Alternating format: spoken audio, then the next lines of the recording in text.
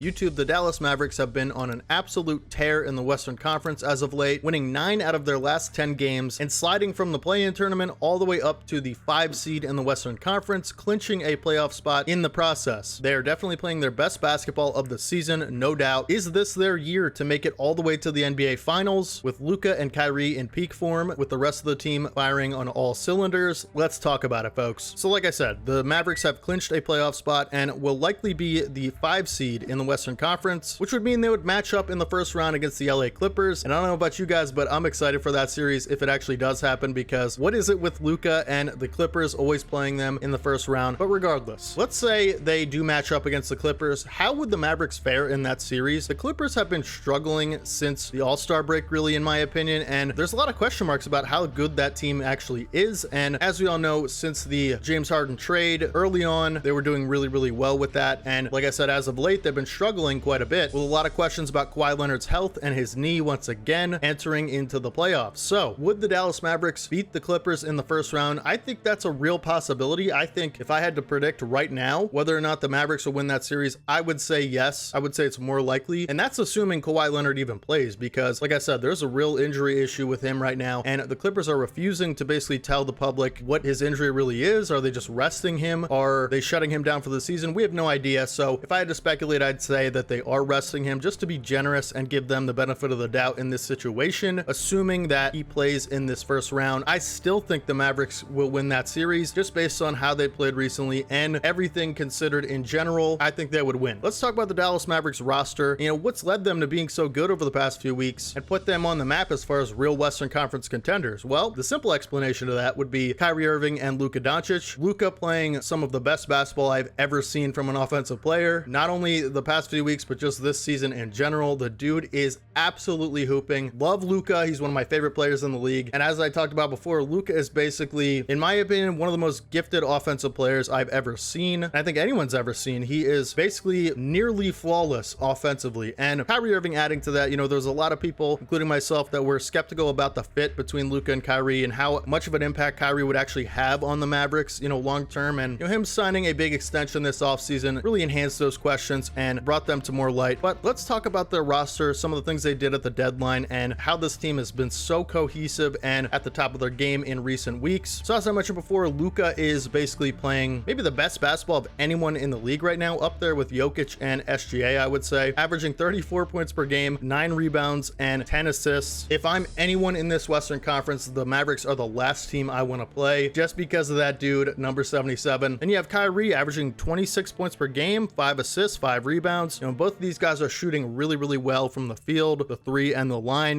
Really great efficiency from both of them. Kyrie basically having a 50-40-90 season if you're rounding up. Luka shooting the best 3 ball of his career, upped his free throw percentage to 78%. And then you have guys off the bench like Tim Hardaway Jr. You can come in and relieve Kyrie and Luka of that ball handling, scoring responsibility on the ball, and create a lot of offense for that second unit. The biggest additions to this team have been PJ Washington and Daniel Gafford at the deadline. Both of them have made such a massive impact, in my opinion, on both ends of the floor, really, and have just added a level of dynamic two-way threats to this team and a lot of depth that if I'm, anyone in the West, like I said, that's something you have to worry about, because before, the Mavericks are really not a very deep or complete team, in my opinion, before, and you basically only had to worry about Luka and Kyrie. If you could stop or slow down one of those guys any given game, you pretty much win. Now, like I said, with PJ Washington, Daniel Gafford adding a lot of versatility to their lineups and a lot of size and two-way versatility, like I said, the Mavs are a real serious problem for anyone in the West, including Denver. And I think you have to talk about guys like Jalen Green and Derrick Jones Jr. and Dante Exum, right? Like, these guys have really stepped up their game and have provided consistent quality minutes and are now legit role players in this league that you can count on night in and night out on both ends of the floor, really. This is a scary team to be facing in the first round, especially if I'm LA, who's already been struggling lately and has their season up in the air with Kawhi Leonard's injury, James Harden not playing very well over the past few weeks, and a lot of question marks about their offseason lingering. I think I would be terrified if I was an LA Clippers fan or anyone in that organization right now with how Dallas has been playing. You already know Luka's coming for blood because, like I said, they've had their matchups in the past, and Luka didn't quite have the help last time, but now Luka has the help he needs in Kyrie Irving and all these other guys that I mentioned, and I think they are absolutely terrifying. So let's assume they beat the Clippers in the first round. The Clippers, we'll talk about them in a different video, maybe. Let's assume the Mavericks face the Clippers in the first round, get out out of that first round, and pretty much then they'd be playing Denver. And I think personally that could be the matchup of the entire Western Conference, because a Luka Jokic playoff series would be, you know, my personal dream to see as a NBA fan. Just like the best two offensive players in the world right now, just going head to head. I do think Denver is a much more complete, well-balanced team, and I think on defense especially, they have more of an argument to be able to win that series. I think the Mavericks' only problem right now is their defense. If you have Luka and Kyrie in the backcourt starting, and you know those two guys are just not good defenders, it's going to be an issue to be able to supplement their lineups with, you know, sufficient defensive versatility to be able to let Luka and Kyrie not have to be so exposed on that end of the floor, so they can just focus on the offense and just absolutely hooping out, dropping 30 a night, both of them in the playoffs, which I think they're going to be doing. But like I said, you have a lot of versatility on defense with guys like Josh Green and PJ Washington, who can really guard a lot of wings, and you know Josh Green in particular can guard a lot of premier guards in the league. Like I think a matchup with like Josh Green on James Harden or, you know, Russell Westbrook, I think that would totally be a good matchup for him, and I would be confident in his defense in that, you know, regard. PJ Washington can guard a guy like Kawhi Leonard, Paul George, be able to slow them down a little bit. And then at the big man, you've really upped your, you know, production at the 5 position. Like I said, like having Daniel Gafford and Derek Lively rotate in and out, I think that's such a versatile front court, defensively, athletically, and as lob threats, all of them. So you have consistent catch and shoot guys in Josh Green and Derek Jones Jr. and Dante Exum now, who's also a really good defender on the wing. And you got PJ Washington, who can, you know, create a little bit in the mid-range and be kind of a third scoring option at times, and really good catch and shoot guy as well. You have solid rebounding with Gafford and Lively, and then, you know, Luka obviously 9 rebounds a game. So there's plenty to love about this Dallas Mavericks team. But mainly, let's just talk about number 77 and how, if I'm a Western Conference team, that's just not the guy I want to see in these series, right? Luka is a absolute dog. He's the best offensive player in the world other than Nikola Jokic, in my opinion. And I think it's pretty close personally. I think, you know, you could really go either way with that one. I do think Jokic is a little bit better, but I also think the gap between him and Luka offensively is a lot narrower than people think. And Luka just doesn't, he's relentless. Like, he just doesn't quit. Anytime he's on the floor or the Mavericks are your opponent, you can never feel safe with any lead, right? Down 25 in the playoffs, I don't feel safe if Luka's on that other roster, right? Like, I just feel like this dude at any moment could just go on a 15-0 run with his playmaking and shooting ability. You could lose a 15-point lead in a real hurry against the Dallas Mavericks. And then Kyrie, if he gets hot, if he gets on a heater throughout any game or series, like, it's just gonna be so hard to slow down both of them night in and night out. I mean, really your best chance is to try to slow down Kyrie, because no matter what you do with Luka offensively, he's just gonna beat you, right? Like, he's just too good offensively to be able to be slowed down for an entire series or even an entire game. You can trap him, you can double team him, you can blitz him. He's just gonna make the right play, find the open guy. You better hope that these catch and shoot guys are missing their shots. That's really all you can hope for defensively against the Mavericks. You know, you can easily try to force the ball out of Luka's hand, but he's gonna find wide open shots for his guys. And then you got Kyrie to worry about as well. So if they're on the floor together, it's really, really hard to double team Luka. It's hard to double team Luka anyway, because it's not really effective in my opinion if the other guys are hitting their shots. That's gonna be the key offensively for Dallas, I think. Having those other guys hit those shots in key situations, wide open threes, catch and shoot opportunities and stuff like that. Defensively, I do think there's some issues. Like I said, I think there's a lot of gaps defensively that you can try to exploit if you're a Denver, Minnesota, OKC. Like I said, Dallas is going to have to go through one of those teams, like, no doubt, to get to the conference finals, and then they're going to have to go through probably another one of those teams to make the finals, right? I do think they are up there with a Minnesota or OKC or Denver. I think they're as scary as those teams personally, and I do think of any year that Luka's played in this league, I think this is obviously their best chance to make a finals run, like a legit one. I know they went to the conference finals against Golden State a few years back, but Luka just, like I said, didn't have the help that season. Now the West is a little bit better than then, and I do think the help is going to matter a ton for Luka, but I also think some of these other teams are really, really scary, like Minnesota and Denver, because Minnesota on defense is a nightmare, and if anyone has a chance to slow down that Mavs offense, it's gonna be Minnesota. Denver as well, they have a lot of guys that can make it tough on certain guys on Dallas. So like I said, I think if these catch and shoot guys and these other guys not named Luka, Kyrie, Hardaway can come in and give you solid offensive, you know, shooting and consistent catch and shoot numbers, I think you're in a really, really tough position if you're the opponent of whoever Dallas is playing.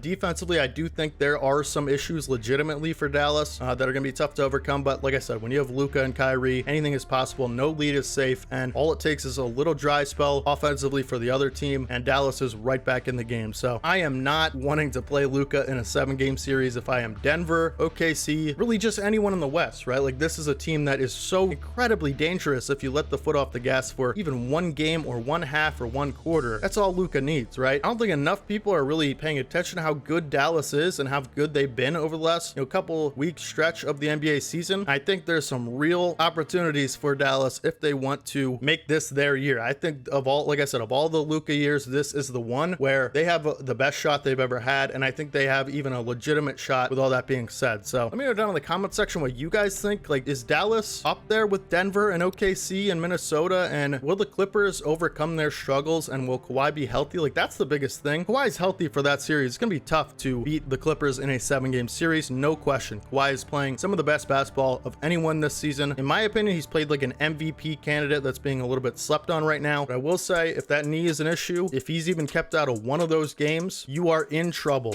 I think the Clippers have a lack of depth and defensive versatility as well, other than the wing position, so I think it's gonna be a real issue. Like I said, Dallas, not the team I'd want to play for anyone in the West, especially in the first round, second round. That is a team I want to avoid, and if you can knock them out, you are a special NBA team that has a really big commitment to winning, because it's going to take everyone on that roster, whoever Luka plays against the Clippers, Denver, like I said, it's going to take everyone on those rosters to do their best to make sure Luka doesn't go crazy, because he's a playoff riser. As crazy as that is, he is better in the playoffs than he is in the regular season historically. So I am not feeling safe if I'm Denver, OKC, Minnesota, Clippers, whoever it is. I think, man, just don't let me face 77. That's about it for the video. Make sure you guys drop a like. I just want to talk about the Mavericks and what I think about their playoff hopes. Make sure you guys subscribe to the channel if you guys haven't already, because I'm going to be uploading stuff like this every single day on this channel. Playoffs are coming up and we're going to be uploading every day. I just don't want you guys to miss any content. I think you guys should subscribe if you're trying to stay up to date about the playoffs and what's going to be happening. I'll be probably dropping my full playoff predictions pretty soon here after the regular season ends on Sunday. Make sure you guys stick around for that. Make sure you turn on post notifications so you don't miss another video. And hopefully you guys have a fantastic rest of your day today. And hopefully your favorite team wins their next game. And hopefully your favorite team can slow down Luka Doncic, because the dude is an absolute problem. And hopefully your favorite team just doesn't have to play the Mavs in the playoffs. I will catch you guys in the next one. This is your boy D-Haven, as always. Peace.